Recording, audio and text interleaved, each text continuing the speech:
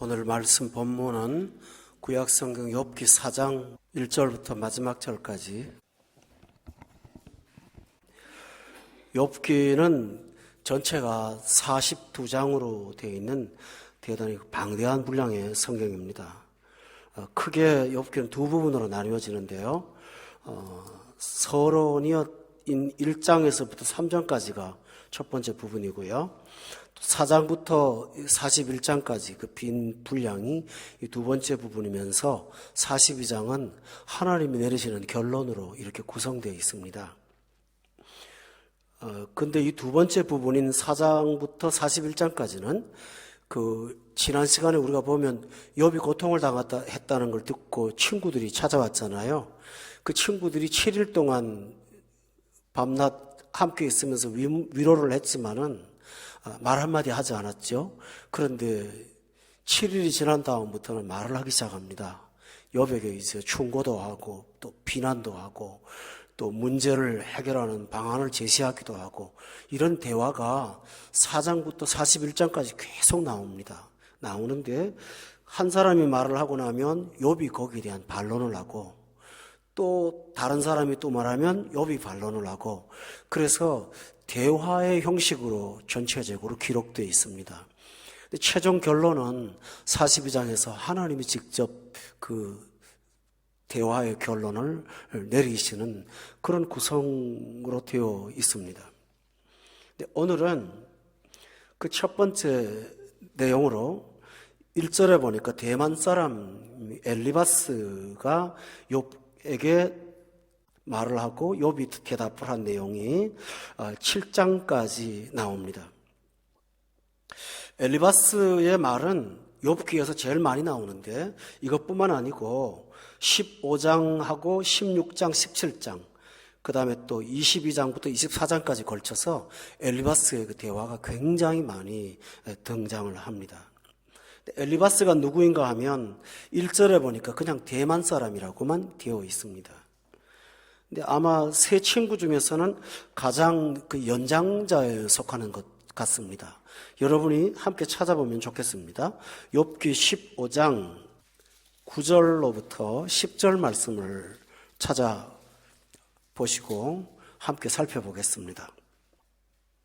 10절에 보면은 같이 한번 읽겠습니다. 시작. 머리가 흰 사람도 있고 연로한 사람도 있고 내 아버지보다 나이가 많은 사람도 있느니라 라고 했는데, 이 사람이 아마 오늘 본문에 나오는 엘리바스 같습니다. 여러분, 욥이 친구를 두었다고 했는데 그 친구가 아버지뻘 되는 분도 있고 나이가 연로해서 백발이 된 사람도 있다고 성경은 기록을 하고 있는 걸 보면 대단히 좀 탁월한 경우라고 할 수가 있겠습니다. 근데 오늘 본문에 보면 이 엘리바스가 처음으로 말을 합니다. 보통 우리가 인생을 많이 살아본 나이 든 입장에서 보면 젊은 사람들이 좀 어려움을 당할 때는 좀 말을 좀 해주고 싶잖아요. 그죠? 충고도 하고 싶고. 엘리바스가 그런 마음을 갖고 대화를 하기 시작한 것 같습니다. 그런데 엘리바스는 인생을 오래 살은 인생 경험을 갖고 말하지 않고 신앙의 그 가치관을 갖고 욥한테 권면을 하고 있습니다. 여러분, 우리가 나이 드신 어떤 바깥의 어른들한테도 좋은 말씀을 많이 듣습니다만은 교회 생활을 오래 하시고 영적인 경력이 오래된 성도들이 초신자가 힘들고 어려울 때 이렇게 한번 해보면 어떨까 하고 권면할 때가 있지 않습니까? 바로 엘리바스가 그런 권면을 한 것입니다. 그런데 이제 굉장히 중요한 얘기입니다. 그 권면이 안 맞아요. 4장부터 41장까지 그 내용을 파헤치는 거예요. 다시 말하면 예수를 믿기는 믿지만 잘못 믿는 사람들의 얘기를 다루는 거예요. 욥기의 진짜 중요한 내용은 욥의 고통보다는 이런 고난이나 특별한 문제에 대한 일반 신앙인들의 잘못된 가치관이 뭔지를 보여주는데 욥의 특징이 있어요. 예수를 믿고 직분도 있고 오래 있어서 우리한테 권면을 하는데 그 권면이 하나님이 원하시는 권면이 아니라는 거예요. 그래서 욥기를 우리가 말씀을 들으면서 우리 신앙의 잘못된 부분들을 교정하고 또 우리가 어떠한 사람들한테 잘못된 권고나 대답을 듣고 나서 고통스러워하는 일로부터 하나님이 우리를 자유롭게 하기 위해서 욥기를 세상에 남겨두신 거예요. 엘리바스의 문제가 뭐냐 하면 여러분 그 한문으로 아시죠? 인과응보. 그게 뭐죠? 심는 대로 거둔다. 엘리바스의 신앙과는 바로 인과응보 신앙이었어요. 본문 여러분이 6절로부터 8절에 보면 그 엘리바스의 신앙관이 나와요. 8절에 뭐 한번 다 같이 읽어볼까요? 시작. 내가 보건대 악을 밭갈고 독을 뿌리는 자는 그대로 뭐 한다고 그랬어요? 거둔다. 그러니까 네가 심은 대로 거두는 거다. 이 말은 욥이 지금 고통을 당하고 있잖아요. 그런데 엘리바스가 독한 말을 하는 거예요. 네가 심은 걸 거두는 거야. 남 모르는 악이 있어서 네가 그 결과로 징계를 받는 거야. 인과응보의 법칙을 갖고 엘리바스가 지금 욥한테 얘기를 합니다.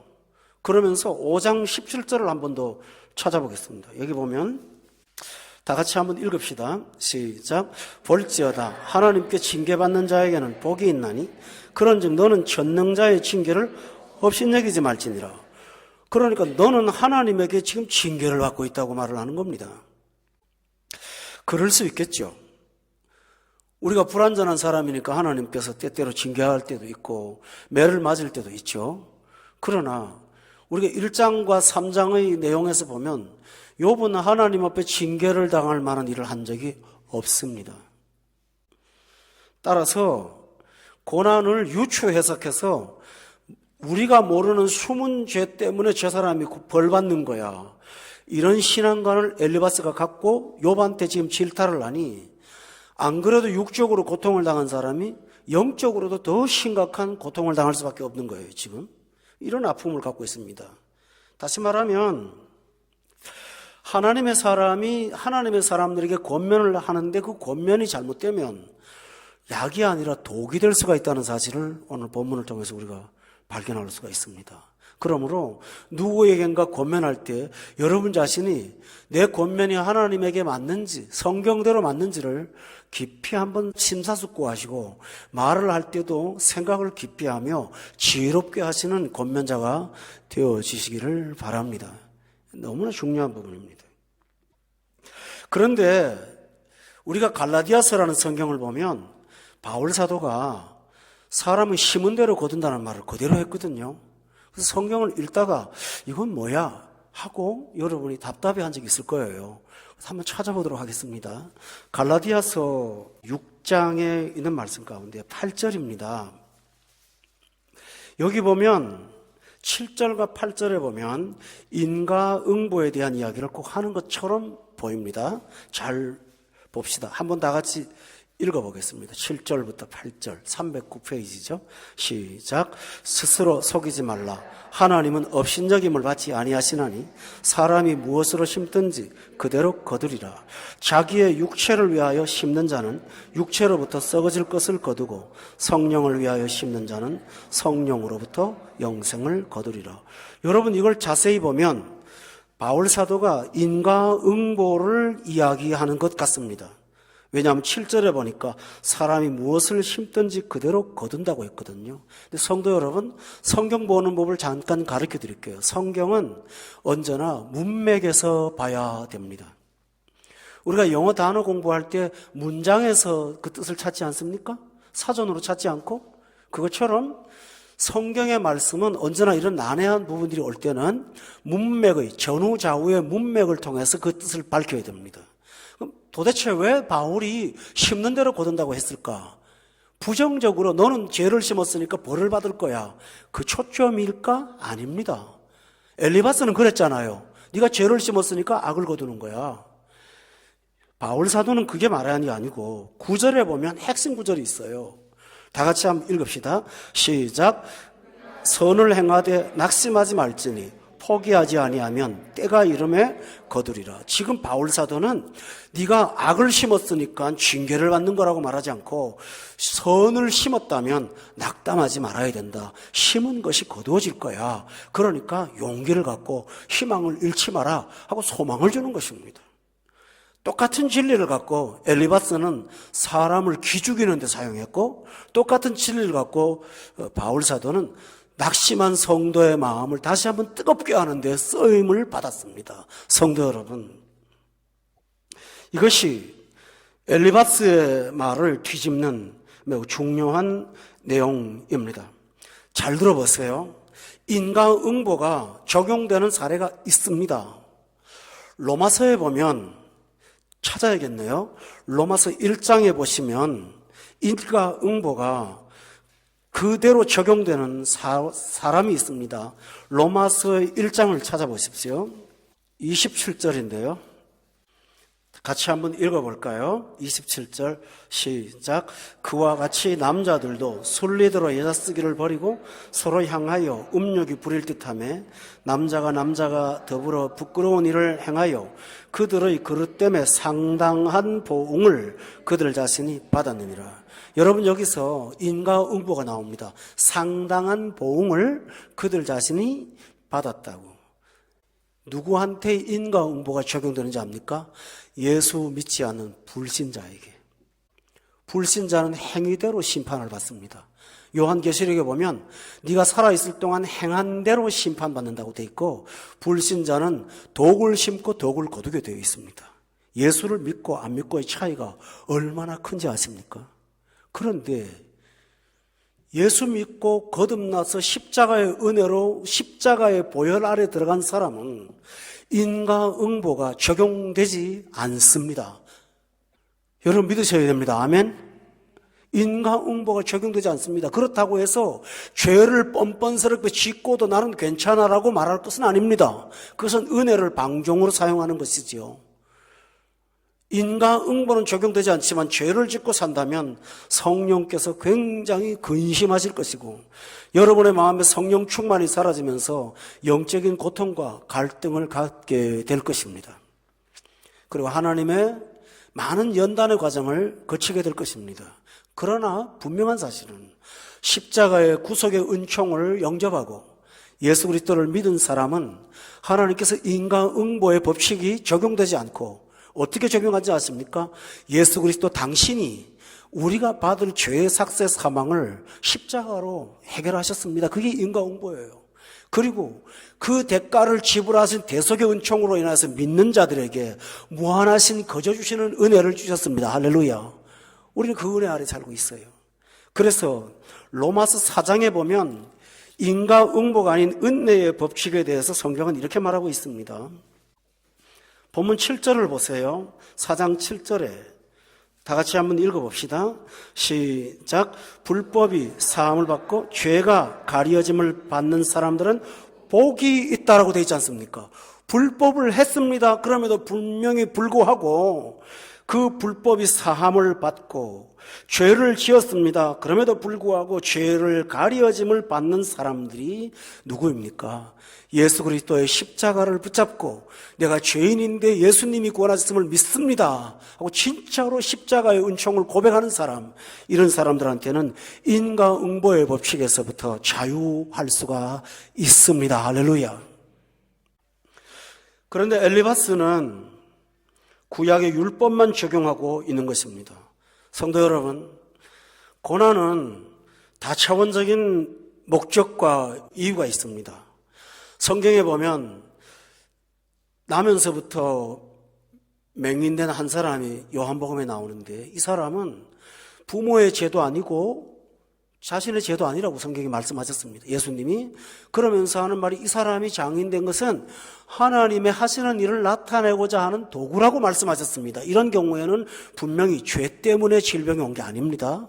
그러나 38년 된 중풍병자를 고치신 예수님께서는 또다시 만나서 그 사람한테 다시는 이런 일이 생기지 않도록 죄를 범하지 말라고 말씀하셨습니다. 그는 죄의 결과가 분명했습니다. 그러나 주님께서 고쳐주셨죠?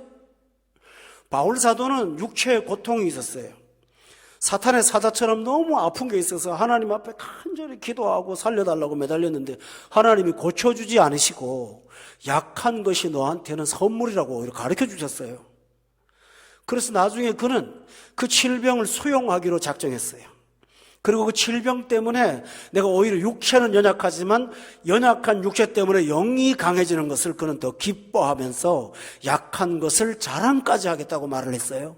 사랑하는 교회 여러분, 따라서 그러므로 엘리바스처럼 단정적으로 이것은 이거라고 처방을 내릴 수는 없다라는 사실을 믿으십니까? 이단의 특징이 뭔지 압니까? 상당히 답변이 명확하다는 거예요.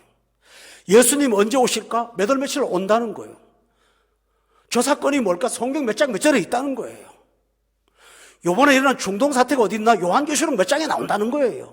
이 세대주의라고 하는 거예요, 그게요.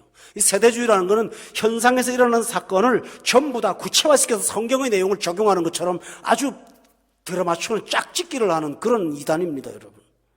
너무 명확해요. 그러나 성경은 그렇게 말하지 않아요. 따라서 우리는 우리에게 닥치는 고난을 갖고 너무 자기를 자책하거나 자학하는 것보다는 이것을 하나님의 은혜의 도구로 수용하는 성숙한 여러분이 되시기를 예수 이름으로 축원합니다. 이웃을 향하여도 마찬가지입니다. 저 집이 저렇게 하니까 저런 어려움을 당하지. 여러분 그렇게 단정하지 마십시오. 하나님께서 그를 통해서 어떤 일을 하실지 우리가 어떻게 압니까? 영혼을 따뜻한 마음으로 사랑하는 마음으로 보실 수 있는 여러분이 되시기를 예수 이름으로 축원합니다. 두 번째로는 본문 4장 12절에 보면 엘리바스가 두 번째 이야기를 합니다. 이 말을 하다가 안 되니까 12절에 제가 읽을게요. 어떤 말씀이 내게 가만히 이르고 그 가느다란 소리가 내 귀에 들렸는데 사람이 깊이 잠들 즈음 내가 그 밤에 본 환상으로 말미암아 생각이 번거로울 때에 두려움과 떨림이 내게 이르러서 모든 뼈마디가 흔들거렸는데 그때 영이 내 앞으로 지나며 내 몸에 털이 쭈뼛 하였느니라. 그 영이 서 있는데 나도 그 형상을 알아보지는 못하여도 오직 한 형상이 내 눈앞에 있었느니라. 그때 내가 조용한 중에 한 목소리를 들었는데 그걸 너한테 전할게 라고 말하는 거예요. 쉬운 말로 이거예요. 내가 기도하다가 너에 대한 환상을 봤어. 하나님이 너한테 전해주라는 말을 하나 들었어. 와, 그런 사람 다가오면 되게 무서워요. 그죠? 저는 영적으로 대단히 뜨겁지 못해서 그런지 여러분 개인한테 주는 메시지를 들어본 적이 한 번도 없네요. 그냥 성경을 풀어줄 뿐이지. 예를 들어 아무개한테 가서 너 몇 월 며칠 날 무슨 말을 했을까 가서 전하라고 하나님이 나한테는 평생 동안 그런 걸 들어주신 적이 없는데 엘리바스는 도가 통했는지 세상말로 머리가 털이 쭈뼛을 만큼 이상한 분위기 속에서 한 소리를 들었다는 거예요. 그러면서 욥한테 지금 질책을 하고 있습니다. 요즘에 카톡으로 무작위로 이런 글들을 1인 친구로서 내가 너한테 말하노라 이런 무시무시한 용어로 겁주는 사람들이 이 세상에 굉장히 많은데 엘리바스가 바로 그런 유형인 거예요. 자, 나이가 들어갔고 경건한 사람인데 기도하다가 들었다는데 귀가 솔깃한 거예요. 어제 내 얘기 들었다는데요. 근데 여러분은 하나님의 자녀가 아닙니까? 왜 나를 놔두고 다른 사람 통해서 듣게 하십니까, 하나님이? 그런데 엘리바스의 문제에서 이게 하나님이 아니라는 걸 금방 알 수 있습니다. 첫째로 그는 어떤 영이라고 말했지 하나님이라고 말을 안 해요. 그런 걸 봐서 이 엘리바스가 경험한 것은 체험은 사실인 것 같아요. 엘리바스가 거짓말하는 건 아니에요. 헛소리를 하는 건 아니에요. 그래서 보통 이렇게 말하는 사람들은 보통 확신이 있는 게 아니에요. 우리가 그 사람의 진실을 알기 때문에 쏘가 넘어갈 때가 많아요. 저분이 나한테 저렇게 말하는데 자기 이익 되려고 하는 게 아니라는 걸 알고 있어요. 그러니까 왜 저렇게 말하는지 들었나 보다 그렇게 생각할 정도로 엘리바스는 분명히 어떤 영적 체험을 한 것은 사실이에요. 그러나 그 영을 하나님이라고 말하지 않았습니다. 성도 여러분 기억하십니까? 사울이 나중에 정신병이 걸려갖고 해답을 찾으려고 무당을 찾아갔습니다. 신접한 여인한테 찾아가서 뭐라는지 압니까? 사무엘의 영을 불러다가 사무엘의 영을 불러다가 지금 내 현실의 문제에 대해서 좀 얘기 좀 듣게 해달라는 거예요. 그래서 무당이 푸닥거리를 해갖고 사무엘의 목소리 흉내를 낸 거 기억하십니까? 그래서 좋은 결과가 얻었나요? 이 말을 제가 성경에서 말하는 걸 언급하는 까닭은 하나님이 아니신 다른 악령도 역사를 할 수가 있습니다. 하나님의 말씀에서 진리를 찾으려고 애쓰지 않고 뭔가 추상적이고 신비한 거에 목소리를 들으려고 애쓰는 사람들은 악령의 소리를 듣는 사례가 훨씬 더 많습니다. 여러분 기억하시죠? 욥기 1장부터 3장에 보면 하나님과 사탄의 논쟁이 나오는 거 기억하십니까? 사탄은 영적 존재예요. 따라서 이 영은 분명히 하나님이 아니에요. 성경은 이런 경우를 가르쳐서 우리한테 가르쳐주는 것이 있습니다. 여러분 요한 1서를 찾아보십시오. 4장 말씀입니다. 1절입니다. 같이 한번 읽읍시다. 1절 말씀 시작. 사랑하는 자들아 영을 다 믿지 말고 오직 영들이 하나님께 속하였나 분별하라. 많은 거짓 선지자가 세상에 나왔습니다. 여러분 영이라고 다 믿지 말라고 성경은 분명히 말하고 있습니다. 분별하라고 되어 있습니다. 그럼 뭘로 분별할까요? 2절에 나옵니다. 분별하는 방법이. 다 같이 읽읍시다. 시작. 이로써 너희가 하나님의 영을 알지니 곧 예수 그리스도께서 육체로 오신 것을 시인하는 영마다 하나님께 속한 것이요. 3절도요. 시작. 예수를 시인하지 아니하는 영마다 하나님께 속한 것이 아니니 이것이 곧 적그리스도의 영이라. 오리라 한 말을 너희가 들었거니와 지금 벌써 세상에 있느니라. 여기 핵심이 영을 분별하는 핵심이 뭐냐 하면 예수님께서 사람의 몸으로 이 땅에 오시는 것을 시인하는 영은 참영이고 예수 그리스도가 육체로 오신 것을 시인하지 아니하는 영은 가짜 영이라는 거예요. 그러면 그런 이상한 말을 하는 사람들은 부정하지 않거든 예수님을. 근데 문제는 뭐냐 하면 기독교의 핵심은 어떤 은사나 체험이 아니라 십자가라는 사실이에요. 십자가의 신앙을 붙잡지 않고 다른 헷갈리는 소리를 한다면 그 사람은 머리로는 인정할지 모르지만 실제로는 육체로 오신 예수 그리스도를 부정하는 거라고 성경은 말하는 거예요. 이해가 되시죠? 핵심을 붙잡지 않는 거예요. 머리를 붙들지 않는 거예요. 머리를. 다른 걸 붙잡고 있는 거예요. 그걸 갖다 강조점으로 말하는 거예요. 교회에서 예수 얘기를 하는 것이 아니라 다른 이야기를 자꾸 하는 거예요. 부정 안 했다 그거예요. 그러나 실제로는 그게 존재하는 거예요. 이것이 뭡니까? 잘못된 영이라는 것입니다. 여러분 분별 하나도 안 어렵습니다. 저 교회가 예수 그리스도를 사랑하는가, 예수를 전하는가, 십자가를 붙잡고 있는가, 복음을 말하고 있는가, 그것이 분명하지 않다면 그것은 거짓 영이라는 것입니다. 육체로 오시는 것을 시인하는 말씀이 있는가, 십자가가 핵심인가, 복음이 핵심인가, 그것을 가지고 분별하라고 성경은 말하고 있습니다. 여러분이 하나님의 말씀을 들을 때 달콤하고 시원하지 못한 말씀일 수 있습니다. 그러나 십자가의 보혈이 여러분에게 복이 선포된다면 그것이야말로 참영이라고 저는 믿습니다. 오늘날 한국 교회 안에 십자가의 은혜가, 십자가의 복음이 얼마나 많이 사라져 있는지 아십니까? 제가 아는 분은 그러더라고요. 내가 그 교회를 몇 년 동안 다녀도 예수 얘기를 한 번도 들어본 적이 없다. 만나하면 된다. 긍정적인 얘기만 하더라. 지금 엘리바스가요, 예수님이라는 말도 안 하고 욥은 분명히 나의 구속자가 살아계신다고 말씀했어요. 근데 이 사람은 어떤 영 쭈뼛하는데 어떤 거 이상한 게 왔어. 근데 거기서 많이 들렸어. 라고 말하는 것입니다. 그 무슨 무당기가 있는 사람처럼 이상한 소리 하니까 여러분은 거기 흔들흔들 하지만 하나님은 우리에게 지성을 만드셨고 판단력을 주셨다면 우리가 지성을 무시하면서 하나님을 믿게 할까요? 만일에 지성을 무시하는 하나님이라면 성경을 이렇게 방대하게 왜 기록을 합니까? 그냥 눈 감고 앉았다가 다 듣죠. 따라서 교우 여러분, 이런 사람들을 대할 때마다 여러분은 경계하시고 빠지지 않기를 예수 이름으로 축원합니다. 하나님이 이 지금 엘리바스는 하나님을 뭐하게 만드는 거예요. 하나님을 신비롭고 추상적인 분으로 만드는 거예요. 그러나 하나님은 당신을 계시하시는 하나님이심을 믿으십니까?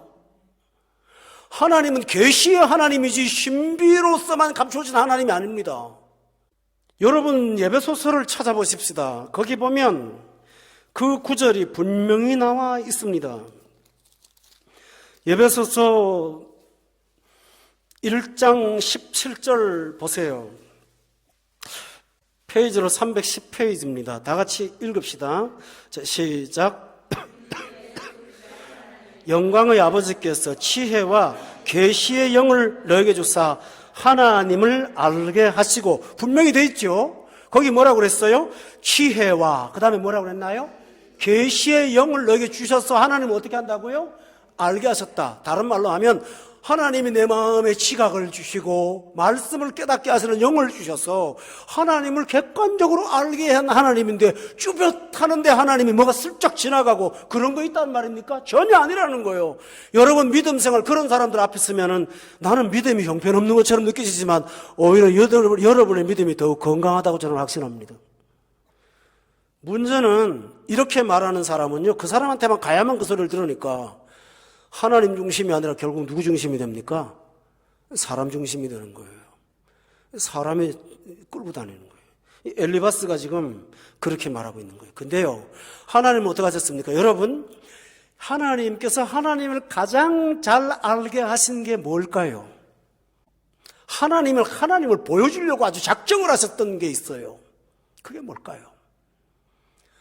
조영원하신 하나님, 영이신 하나님, 초월하신 하나님이 당신이 누구라는 것을 구석구석 보여주시기 위해서 이 땅에 사람의 몸을 입고 오신 예수님이 바로 보이는 하나님이심을 믿으십니까? 그분은 하나님의 형상이요 본체의 형상입니다. 그래서 요한복음 1장 찾아보십시오. 여기 보면 예수님은 어떤 하나님이냐고 성경은 분명히 말하고 있어요. 1장 18절에 있습니다. 다 같이 읽읍시다. 시작. 본래 하나님을 본 사람이 없으되 아버지 품속에 있는 독생하신 하나님이 나타내셨느니라고 분명히 되어 있잖아요. 예수님이 바로 하나님이시고요, 예수님 보면 하나님 본 것이고요, 예수님 마음 느끼면 하나님 아는 거고요, 예수님 가는 곳곳마다 육화된 말씀으로 예수님이 나와 하나님은 아버지는 하나라고 말씀하셨으니 우리는 예수님을 통해서 하나님을 압니다. 할렐루야. 따라서 성도 여러분, 쭈뼛했다, 뭔 이상한 소리가 들렸어, 뭐가 휙 지나갔어, 뭐가 내가 막 환상 중에 뭐 잠잘 만한데 이상한 소리를 들었어. 무슨 소리죠? 듣지 마세요. 차라리 그럴 바에는 성경을 들고 앉아서 읽으세요. 할렐루야. 여러분에게 그날 깨달음을 주실 줄로 믿습니다. 또 하나 보세요. 엘리바스는 교묘한 잘못이 있어요. 17절 다 같이 한번 읽어봐요. 시작. 하나님보다 의롭겠느냐? 사람이 어찌 그 창조하신 이보다 깨끗하겠느냐? 맞는 말이죠? 여러분이 욥기를 읽을 때 굉장히 헷갈릴 거예요. 왜냐하면 말이 앞에는 맞아요. 근데 그 뒤에가 문제예요. 18절에 제가 또 읽읍시다. 우리 같이 시작. 하나님은 그의 종이라도 그대로 믿지 아니하시며 그의 천사라도 미련하다 하시나니. 맞습니까? 안 믿어요 하나님이 사람을? 아니요. 사람 세워놓고 하나님 의심하세요? 왜 의심하지 않으십니까? 하나님이 그 사람을 사람 되게 만드시면 되는데 뭘 의심해요? 그리고 원래부터 고장난 사람 붙잡아놨는데 뭘 붙잡아놓고 또 의심을 하세요? 이 엘리바스의 말은 하나도 안 맞아요. 하나님은 거꾸로 말하면 하나님은 그의 종이 문제가 있더라도 믿어주시며 라고 믿습니까 여러분들요? 저 기억하십니까? 바울이 그랬어요. 나를 충성되이 뭐 했다고 그랬죠? 여겨주셨잖아요. 믿으십니까? 하나님이에요. 엘리바스는 지금 하나님을 무서운 공의의 하나님으로만 얘기하고 있어요. 하나님은 탕자도 믿어주시고 여러 번 범죄한 베드로, 입술로 범죄하고 하나님을, 예수님을 3번이나 부인했지만 그래도 찾아가서 바닷가에 앉아서 고기를 주시면서 너 나 사랑해? 그러면 내 양을 먹여 라고 소명을 주시는 그분이 바로 예수님이시요 하나님이십니다. 성도 여러분, 아멘. 온 세상 날 버려도 주 예수 안 버려 끝까지 나를 돌아보시네. 찬송가에 나와 있잖아요. 온 세상 날 버려도 주 예수 안 버려 끝까지 나를 돌아보시네. 주는 저 산 밑에 백합 빛나는 새벽별 이 땅 위에 비길 것이 없도다. 온 세상이 다 나를 무시할 때 마지막으로 찾아갈 수 있는 것이 뭡니까? 모든 거 다 이해하시고 받아주시고 수용하시고 용서하시고 새롭게 하시는 십자가 아래에 계신 예수님이 나의 유일한 피난처물 됨을 믿으십니까, 여러분들이요? 그렇습니다. 사람을 찾아가면 다 절망하지만 그래도 끝까지 나를 믿어주시는 그분이 누구십니까? 예수님이십니다. 집안에서 쫓겨나고 형한테 미움받고 도망가는 야곱의 처량한 신세에 그날 밤 하나님이 나와서 다른 말 한마디도 안 하시고 내가 너가 어디로 가든지 너와 함께 있을 거야. 내가 너를 지켜서 다시 돌아올 때까지 내가 너를 붙잡아 줄 거야. 야단 한마디 하지 않으시면서 야곱을 믿어주시는 그 하나님이 나의 하나님이요 우리의 하나님을 이름을 믿으시길 바랍니다, 여러분. 그런데 여기 지금 엘리바스가 다시 봅시다. 18절에 하나님은 그의 종이라도 그대로 미치지 않는다고요. 천사라도 미련하다고 하셨습니까? 너무 오버하는 거 아닙니까, 여러분? 17절의 말씀은 맞아요. 성도 여러분, 여기서 뭘 느낍니까? 엘리바스가 어설프게 배워서 선생하려고 하는 것 같아요. 오늘 많은 직분자들 가운데 어설프게 신앙생활하다가 연륜은 쌓였는데 그걸 갖고 초신자들이 뭐라 하면 자꾸 권면을 해요. 그런데요, 사람을 더 황폐하게 만드는 일들이 너무너무 많아요. 함부로 카운셀링 하면 안 됩니다, 여러분. 카운셀링을 하려면 답을 주지 말고요, 하나님 앞에 나가서 같이 기도하세요. 할렐루야. 그 사람이 문제의 해답을 몰라서 고통스러워하는 거 아닙니다. 사람은 알아요. 단지 함께 있기를 바라는 거예요. 오늘 엘리바스의 신앙에서 우리가 조심해야 됩니다. 여러분도 자칫 잘못하면 반쪽 진리를 갖고 사람들을 아프게 할 수가 있지 않겠습니까? 여러분 끝까지 예수께로 가십시오. 주님 앞에 가면 다 됩니다 하고 예수님만 소개하시는 저와 여러분 되시기를 예수 이름으로 축원합니다. 저는 오늘 결론을 내리겠습니다. 엘리바스는 욥의 고난의 이유를 따지고 있습니다. 여러분 이유 알아서 뭐 하게요? 지금부터 욥의 삶이 하나님 앞에 경건하게 사는 것이 더 중요하지 않겠습니까? 따라서 오늘은 너무 힘들고 욥은 고통스럽지만 여러분 내가 왜 이럴까 원인을 찾기보다는 이 현실에서 주시는 하나님의 고난 속의 은혜를 오히려 붙잡는 여러분 되시기를 바랍니다. 침체에 빠지지 마세요. 제가 성경을 읽으면서요, 평생 동안 외웠다고 산 성경이 전혀 다르게 외웠던 걸 내가 발견하고 깜짝 놀란 게 하나 있어요.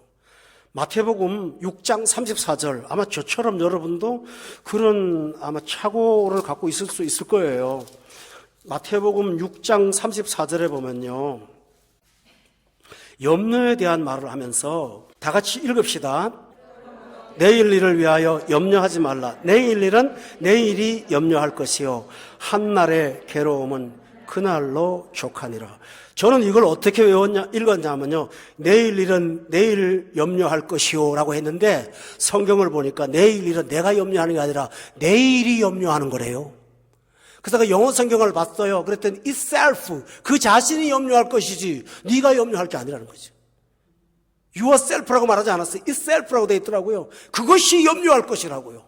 염려는 내 담당이 아니라는 거예요. 근데 우리는 이 말씀을 오늘 일은 염려하지만 내일 일은 내일 가서 염려하자, 그런 거 없어요. 내일 일은 내일이 염려할 것이지 내일 누가 염려할 것이 내가 염려하는 거 아니라고 성경은 말했습니다. 그러므로 성도 여러분, 고난의 원인이나 문제를 파악하기보다는 물론 회개하기 위해서 필요한 경우는 있겠죠. 그러나 너무 자학하기보다는 오늘의 주신 이 고난의 신비 속에서 더욱더 잿더미에 앉아 여전히 하나님을 찬양하고 신앙을 고백하고 주신 분도 여호와요 거둘 자도 여호와요, 내가 모태에서 적신으로 나왔으니 빨간 몸으로 돌아갈지라고 오히려 입술로 여호와를 찬양했던 그 욥의 한결같은 믿음 여러분이 꼭 갖고 살기를 예수 이름으로 축원합니다. 우리가 절박할 때가 위기라는 사실을 기억하세요. 예수님이 40일 금식하고 주렸을 때 사탄이 와가지고 돌로 만들어 떡 만들어 먹으라 한 것처럼 우리가 어려움을 당할 때 위기가 올 수 있다는 사실을 기억하고 오히려 그때는 더욱더 말씀을 꼭 붙잡으세요. 말씀을 꼭 붙잡고 십자가를 붙잡으세요. 원인 찾지 마시고 원인보다는 하나님이 오늘 하시는 일을 주목하면서 사는 지혜로운 여러분 되시기를 예수 이름으로 축원합니다. 그리고 이용당하지 마세요. 그리고 자유하세요. 고난 속에 하나님의 놀라운 은총을 오히려 또 기대하세요. 그러면서 기뻐하며 고난 가운데 찬양하며 그 고난을 잘 견디시는 성숙한 성도들이 다 되시기를 예수 이름으로 축원합니다. 오늘 말씀 본문은 구약성경 욥기 4장 1절부터 마지막 절까지. 욥기는 전체가 42장으로 되어 있는 대단히 방대한 분량의 성경입니다. 크게 욥기는 두 부분으로 나뉘어지는데요. 서론인 1장에서부터 3장까지가 첫 번째 부분이고요. 4장부터 41장까지 그 빈 분량이 두 번째 부분이면서 42장은 하나님이 내리시는 결론으로 이렇게 구성되어 있습니다. 근데 이 두 번째 부분인 4장부터 41장까지는 지난 시간에 우리가 보면 욥이 고통을 했다는 걸 듣고 친구들이 찾아왔잖아요. 그 친구들이 7일 동안 밤낮 함께 있으면서 위로를 했지만은 말 한마디 하지 않았죠. 그런데 7일이 지난 다음부터는 말을 하기 시작합니다. 욥에게 이제 충고도 하고 또 비난도 하고 또 문제를 해결하는 방안을 제시하기도 하고 이런 대화가 4장부터 41장까지 계속 나오는데 한 사람이 말을 하고 나면 욥이 거기에 대한 반론을 하고 또 다른 사람이 또 말하면 욥이 반론을 하고 그래서 대화의 형식으로 전체적으로 기록되어 있습니다. 최종 결론은 42장에서 하나님이 직접 그 대화의 결론을 내리시는 그런 구성으로 되어 있습니다.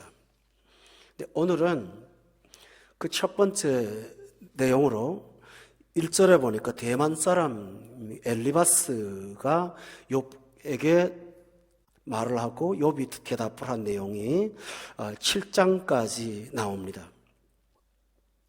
엘리바스의 말은 욥기에서 제일 많이 나오는데 이것뿐만 아니고 15장하고 16장, 17장, 그 다음에 또 22장부터 24장까지 걸쳐서 엘리바스의 그 대화가 굉장히 많이 등장을 합니다. 엘리바스가 누구인가 하면 1절에 보니까 그냥 대만 사람이라고만 되어 있습니다. 근데 아마 세 친구 중에서는 가장 그 연장자에 속하는 것 같습니다. 여러분이 함께 찾아보면 좋겠습니다. 욥기 15장 9절로부터 10절 말씀을 찾아보시고 함께 살펴보겠습니다. 10절에 보면은 같이 한번 읽겠습니다. 시작. 머리가 흰 사람도 있고 연로한 사람도 있고 내 아버지보다 나이가 많은 사람도 있느니라 라고 했는데 이 사람이 아마 오늘 본문에 나오는 엘리바스 같습니다. 여러분 욥이 친구를 두었다고 했는데 그 친구가 아버지 뻘 되는 분도 있고 나이가 연로해서 백발이 된 사람도 있다고 성경은 기록을 하고 있는 걸 보면 대단히 좀 탁월한 경우라고 할 수가 있겠습니다. 근데 오늘 본문에 보면 이 엘리바스가 처음으로 말을 합니다. 보통 우리가 인생을 많이 살아본 나이 든 입장에서 보면 젊은 사람들이 좀 어려움을 당할 때는 좀 말을 좀 해주고 싶잖아요. 그죠?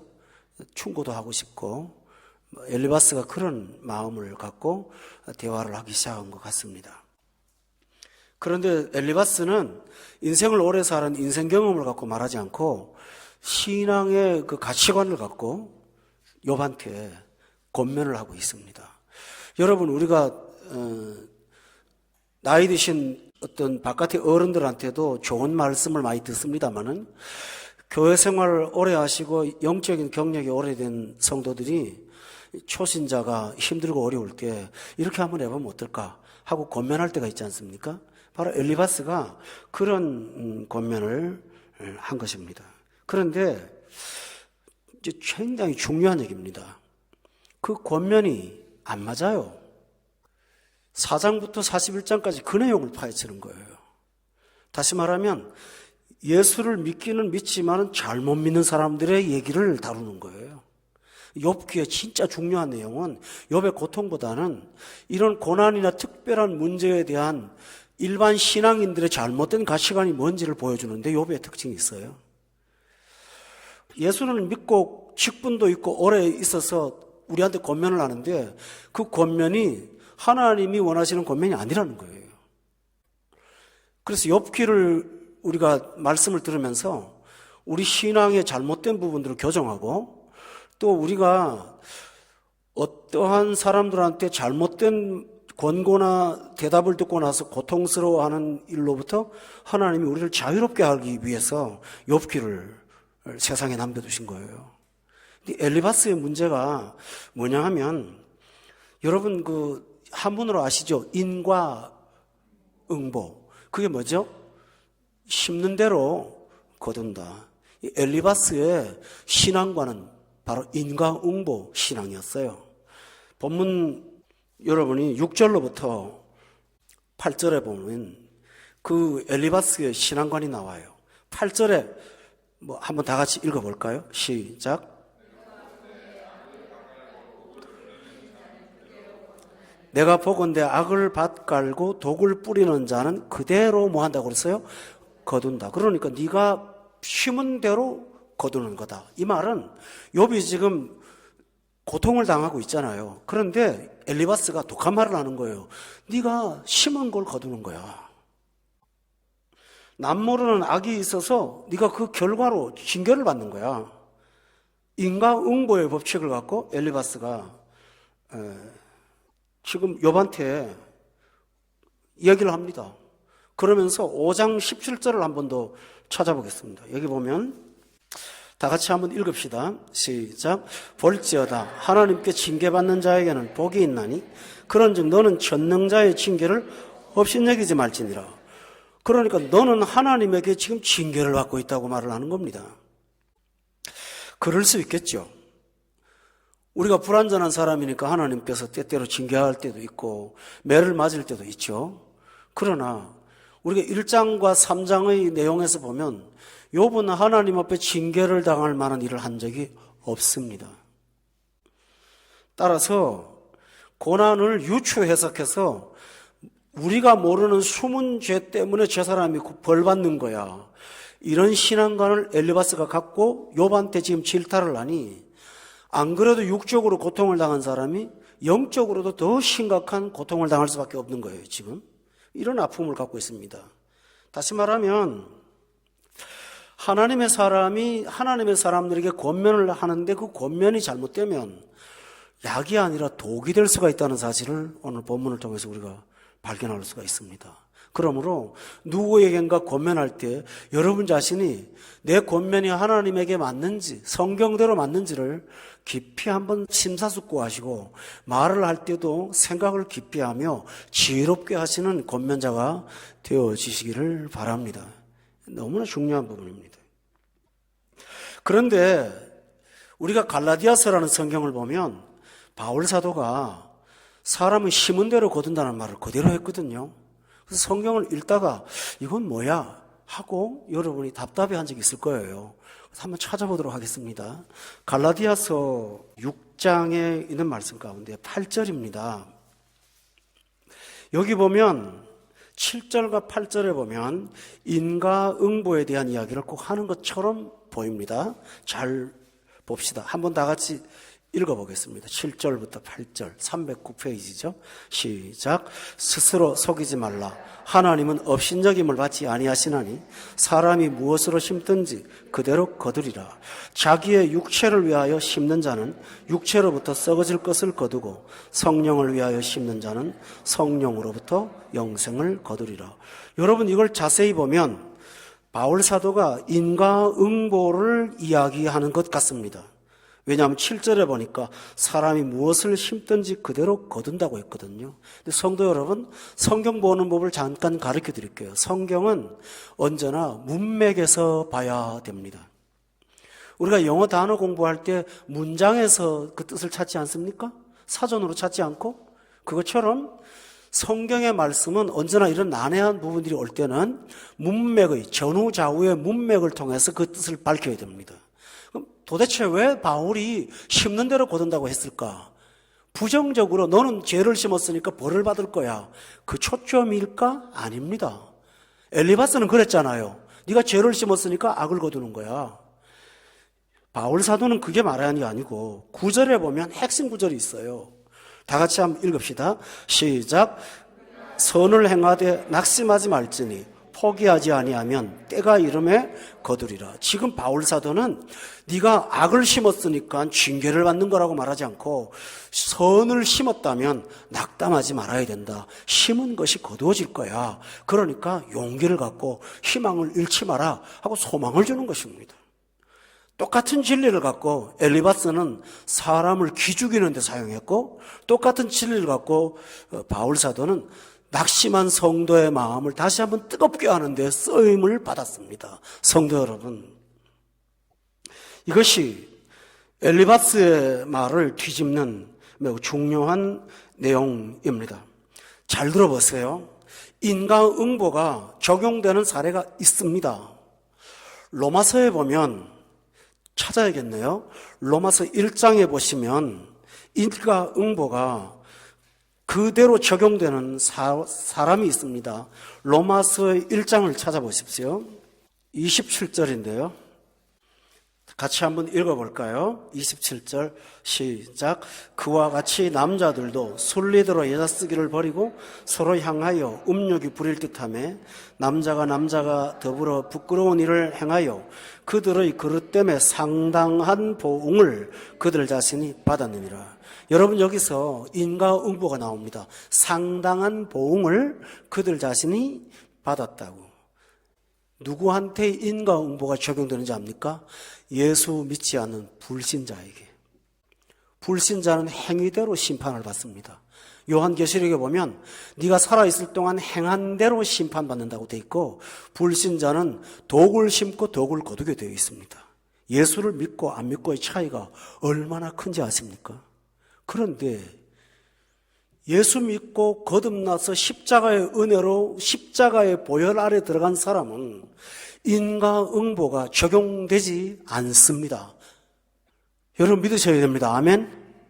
인과응보가 적용되지 않습니다. 그렇다고 해서 죄를 뻔뻔스럽게 짓고도 나는 괜찮아라고 말할 것은 아닙니다. 그것은 은혜를 방종으로 사용하는 것이지요. 인과응보는 적용되지 않지만 죄를 짓고 산다면 성령께서 굉장히 근심하실 것이고 여러분의 마음에 성령 충만이 사라지면서 영적인 고통과 갈등을 갖게 될 것입니다. 그리고 하나님의 많은 연단의 과정을 거치게 될 것입니다.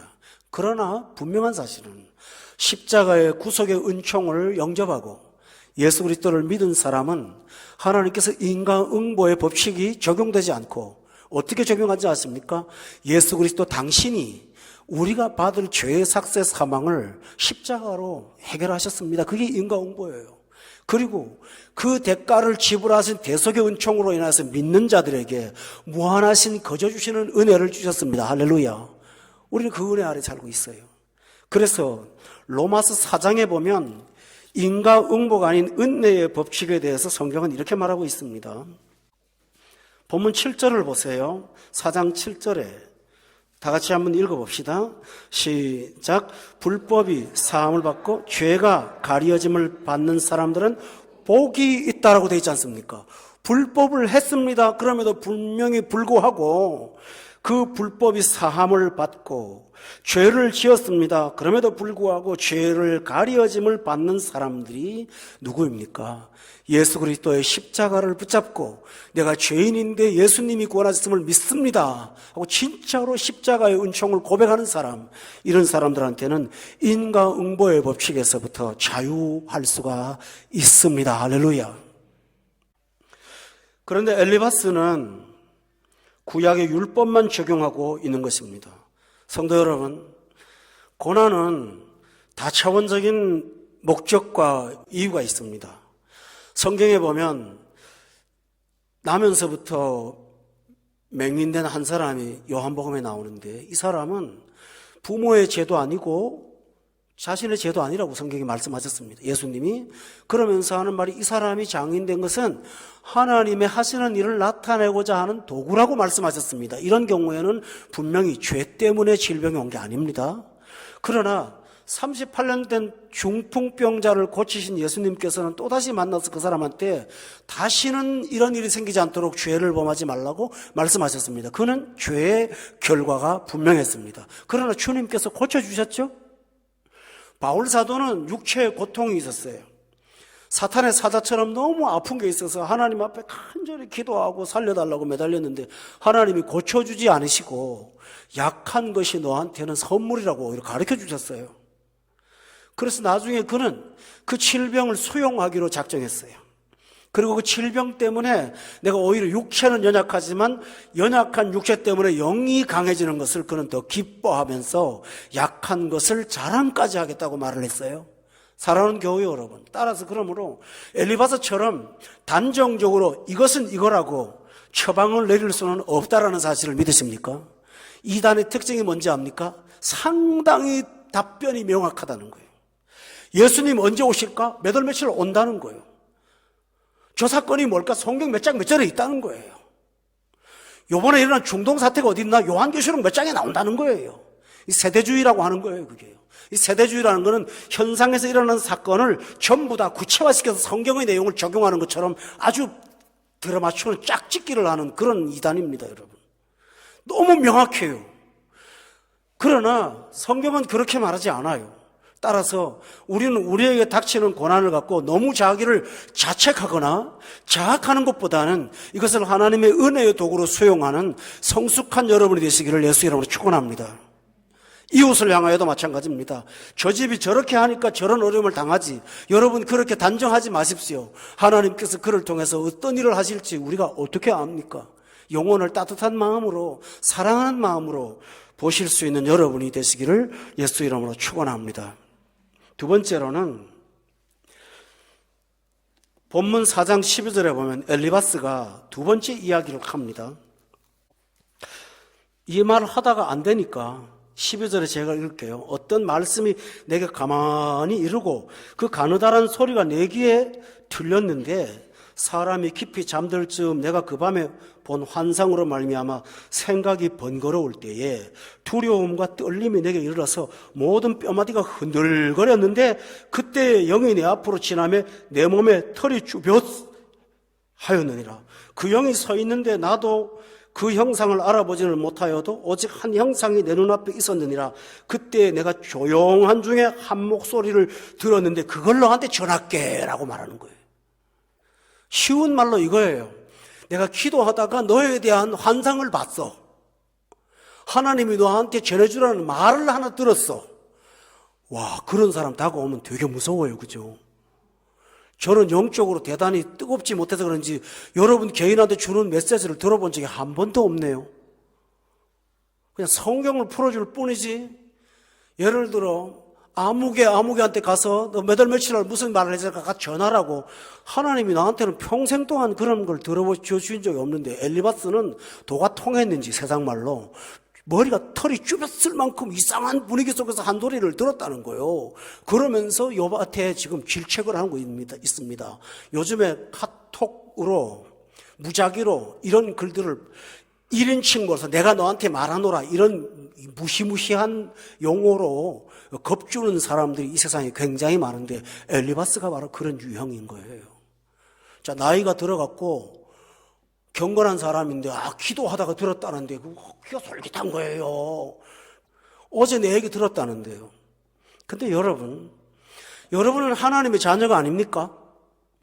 왜 나를 놔두고 다른 사람 통해서 듣게 하십니까, 하나님이? 그런데 엘리바스의 문제에서 이게 하나님이 아니라는 걸 금방 알 수 있습니다. 첫째로 그는 어떤 영이라고 말했지 하나님이라고 말을 안 해요. 그런 걸 봐서 이 엘리바스가 경험한 것은 체험은 사실인 것 같아요. 엘리바스가 거짓말하는 건 아니에요. 헛소리를 하는 건 아니에요. 그래서 보통 이렇게 말하는 사람들은 보통 확신이 있는 게 아니에요. 우리가 그 사람의 진실을 알기 때문에 쏘가 넘어갈 때가 많아요. 저분이 나한테 저렇게 말하는데 자기 이익 되려고 하는 게 아니라는 걸 알고 있어요. 그러니까 왜 저렇게 말하는지 들었나 보다 그렇게 생각할 정도로 엘리바스는 분명히 어떤 영적 체험을 한 것은 사실이에요. 그러나 그 영을 하나님이라고 말하지 않았습니다. 성도 여러분 기억하십니까?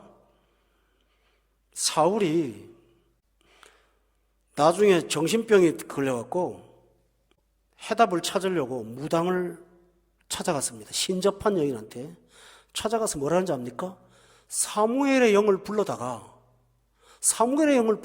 지금 내 현실의 문제에 대해서 좀 얘기 좀 듣게 해달라는 거예요. 그래서 무당이 푸닥거리를 해갖고 사무엘의 목소리 흉내를 낸 거 기억하십니까? 그래서 좋은 결과가 얻었나요? 이 말을 제가 성경에서 말하는 걸 언급하는 까닭은 하나님이 아니신 다른 악령도 역사를 할 수가 있습니다. 하나님의 말씀에서 진리를 찾으려고 애쓰지 않고 뭔가 추상적이고 신비한 거에 목소리를 들으려고 애쓰는 사람들은 악령의 소리를 듣는 사례가 훨씬 더 많습니다. 여러분 기억하시죠? 욥기 1장부터 3장에 보면 하나님과 사탄의 논쟁이 나오는 거 기억하십니까? 사탄은 영적 존재예요. 따라서 이 영은 분명히 하나님이 아니에요. 성경은 이런 경우를 가르쳐서 우리한테 가르쳐주는 것이 있습니다. 여러분 요한 1서를 찾아보십시오. 4장 말씀입니다. 1절입니다. 같이 한번 읽읍시다. 1절 말씀 시작. 사랑하는 자들아 영을 다 믿지 말고 오직 영들이 하나님께 속하였나 분별하라. 많은 거짓 선지자가 세상에 나왔습니다. 여러분 영이라고 다 믿지 말라고 성경은 분명히 말하고 있습니다. 분별하라고 되어 있습니다. 그럼 뭘로 분별할까요? 2절에 나옵니다. 분별하는 방법이. 다 같이 읽읍시다. 시작. 이로써 너희가 하나님의 영을 알지니 곧 예수 그리스도께서 육체로 오신 것을 시인하는 영마다 하나님께 속한 것이요. 3절도요. 시작. 예수를 시인하지 아니하는 영마다 하나님께 속한 것이 아니니 이것이 곧 적그리스도의 영이라. 오리라 한 말을 너희가 들었거니와 지금 벌써 세상에 있느니라. 여기 핵심이 영을 분별하는 핵심이 뭐냐 하면 예수님께서 사람의 몸으로 이 땅에 오시는 것을 시인하는 영은 참영이고 예수 그리스도가 육체로 오신 것을 시인하지 아니하는 영은 가짜 영이라는 거예요. 그러면 그런 이상한 말을 하는 사람들은 부정하지 않거든 예수님을. 근데 문제는 뭐냐 하면 기독교의 핵심은 어떤 은사나 체험이 아니라 십자가라는 사실이에요. 십자가의 신앙을 붙잡지 않고 다른 헷갈리는 소리를 한다면 그 사람은 머리로는 인정할지 모르지만 실제로는 육체로 오신 예수 그리스도를 부정하는 거라고 성경은 말하는 거예요. 이해가 되시죠? 핵심을 붙잡지 않는 거예요. 머리를 붙들지 않는 거예요. 머리를. 다른 걸 붙잡고 있는 거예요. 그걸 갖다 강조점으로 말하는 거예요. 교회에서 예수 얘기를 하는 것이 아니라 다른 이야기를 자꾸 하는 거예요. 부정 안 했다 그거예요. 그러나 실제로는 그게 존재하는 거예요. 이것이 뭡니까? 잘못된 영이라는 것입니다. 여러분 분별 하나도 안 어렵습니다. 저 교회가 예수 그리스도를 사랑하는가, 예수를 전하는가, 십자가를 붙잡고 있는가, 복음을 말하고 있는가, 그것이 분명하지 않다면 그것은 거짓 영이라는 것입니다. 육체로 오시는 것을 시인하는 말씀이 있는가, 십자가가 핵심인가, 복음이 핵심인가, 그것을 가지고 분별하라고 성경은 말하고 있습니다. 여러분이 하나님의 말씀을 들을 때 달콤하고 시원하지 못한 말씀일 수 있습니다. 그러나 십자가의 보혈이 여러분에게 복이 선포된다면 그것이야말로 참영이라고 저는 믿습니다. 오늘날 한국 교회 안에 십자가의 은혜가, 십자가의 복음이 얼마나 많이 사라져 있는지 아십니까? 제가 아는 분은 그러더라고요. 내가 그 교회를 몇 년 동안 다녀도 예수 얘기를 한 번도 들어본 적이 없다. 만나하면 된다. 긍정적인 얘기만 하더라. 지금 엘리바스가요, 예수님이라는 말도 안 하고 욥은 분명히 나의 구속자가 살아계신다고 말씀했어요. 근데 이 사람은 어떤 영 쭈뼛하는데 어떤 거 이상한 게 왔어. 근데 거기서 많이 들렸어 라고 말하는 것입니다. 그 무슨 무당기가 있는 사람처럼 이상한 소리 하니까 여러분은 거기 흔들흔들 하지만 하나님은 우리에게 지성을 만드셨고 판단력을 주셨다면 우리가 지성을 무시하면서 하나님을 믿게 할까요? 만일에 지성을 무시하는 하나님이라면 성경을 이렇게 방대하게 왜 기록을 합니까? 그냥 눈 감고 앉았다가 다 듣죠. 따라서 경우 여러분 이런 사람들을 대할 때마다 여러분은 경계하시고 빠지지 않기를 예수 이름으로 축원합니다. 하나님이 이 지금 엘리바스는 하나님을 뭐하게 만드는 거예요. 하나님을 신비롭고 추상적인 분으로 만드는 거예요. 그러나 하나님은 당신을 계시하시는 하나님이심을 믿으십니까? 하나님은 계시의 하나님이지 신비로서만 감춰진 하나님이 아닙니다. 여러분 에베소서를 찾아보십시다. 거기 보면 그 구절이 분명히 나와 있습니다. 에베소서 1장 17절 보세요. 페이지로 310페이지입니다. 다 같이 읽읍시다. 자, 시작. 영광의 아버지께서 지혜와 계시의 영을 너에게 주사 하나님을 알게 하시고, 분명히 돼 있죠. 거기 뭐라고 그랬어요? 지혜와 그 다음에 뭐라고 그랬나요? 계시의 영을 너에게 주셔서 하나님을 어떻게 한다고요? 알게 하셨다. 다른 말로 하면 하나님이 내 마음에 지각을 주시고 말씀을 깨닫게 하시는 영을 주셔서 하나님을 객관적으로 알게 한 하나님인데 쭈뼛하는데 하나님이 뭐가 슬쩍 지나가고 그런 거 있단 말입니까? 전혀 아니라는 거예요. 여러분 믿음 생활 그런 사람들 앞에 있으면은 나는 믿음이 형편없는 것처럼 느껴지지만 오히려 여러분의 믿음이 더욱 건강하다고 저는 확신합니다. 문제는 이렇게 말하는 사람은요, 그 사람한테만 가야만 그 소리를 들으니까 하나님 중심이 아니라 결국 누구 중심이 됩니까? 사람 중심이 되는 거예요. 사람이 끌고 다니는 거예요. 엘리바스가 지금 그렇게 말하고 있는 거예요. 근데요, 하나님은 어떻게 하셨습니까? 여러분, 하나님께서 하나님을 가장 잘 알게 하신 게 뭘까요? 하나님을 보여주려고 아주 작정을 하셨던 게 있어요. 그게 뭘까요? 조영원하신 하나님, 영이신 하나님, 초월하신 하나님이 당신이 누구라는 걸 구석구석 보여주시기 위해서 이 땅에 사람의 몸을 입고 오신 예수님이 바로 보이는 하나님이심을 믿으십니까?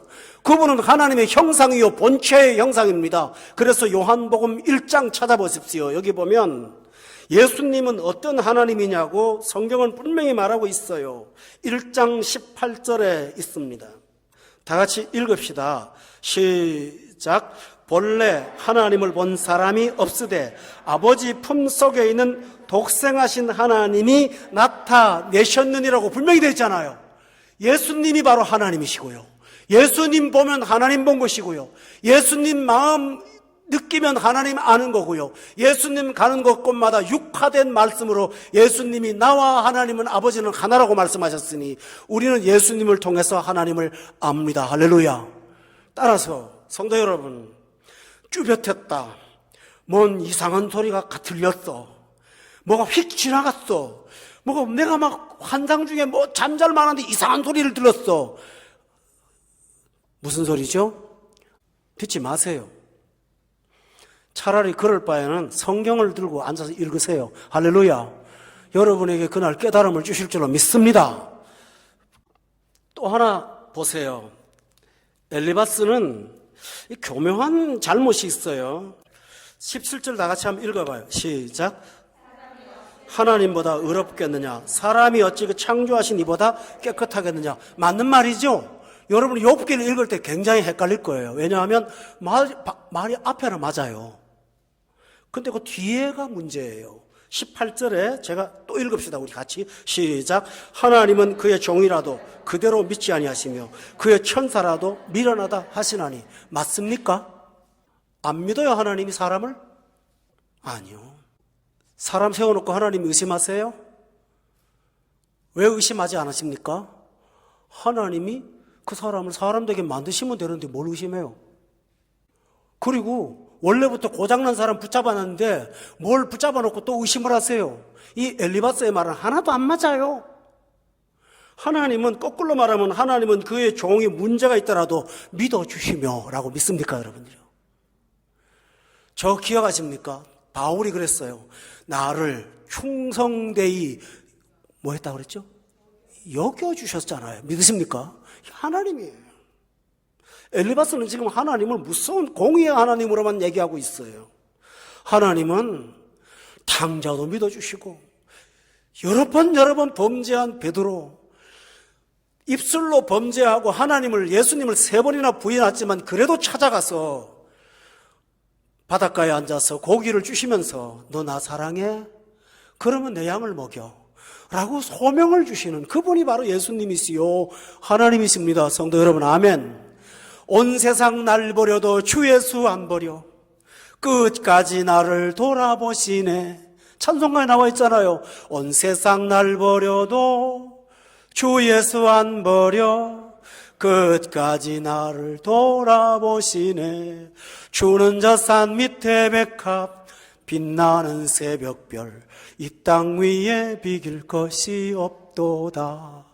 온 세상이 다 나를 무시할 때 마지막으로 찾아갈 수 있는 것이 뭡니까? 모든 거 다 이해하시고 받아주시고 수용하시고 용서하시고 새롭게 하시는 십자가 아래에 계신 예수님이 나의 유일한 피난처물 됨을 믿으십니까, 여러분들이요? 그렇습니다.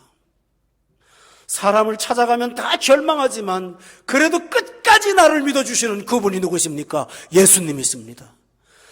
집안에서 쫓겨나고 형한테 미움받고 도망가는 야곱의 처량한 신세에 그날 밤 하나님이 나와서 다른 말 한마디도 안 하시고 너가 어디로 가든지 너와 함께 있을 거야.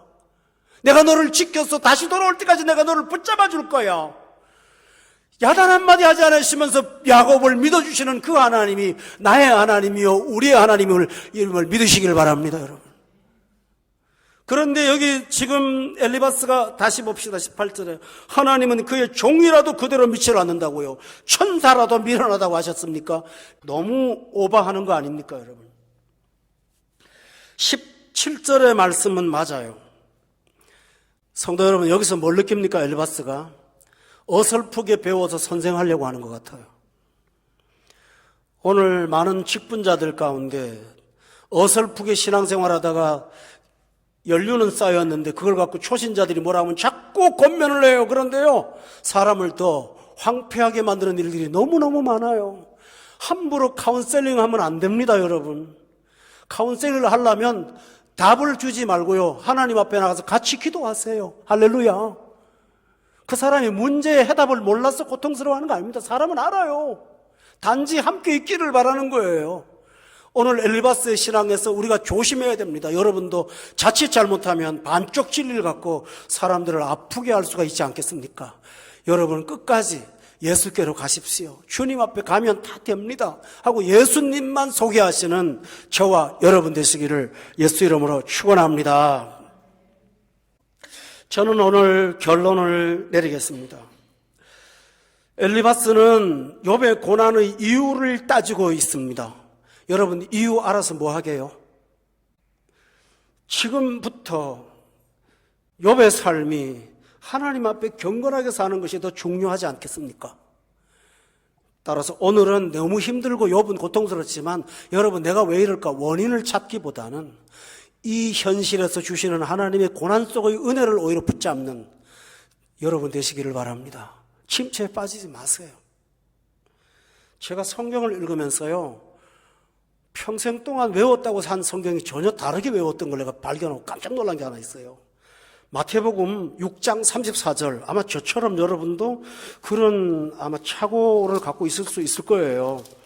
마태복음 6장 34절에 보면요, 염려에 대한 말을 하면서 다 같이 읽읍시다.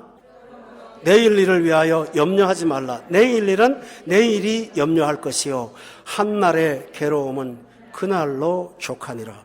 저는 이걸 어떻게 읽었냐면요, 내일 일은 내일 염려할 것이요 라고 했는데 성경을 보니까 내일 일은 내가 염려하는 게 아니라 내일이 염려하는 거래요.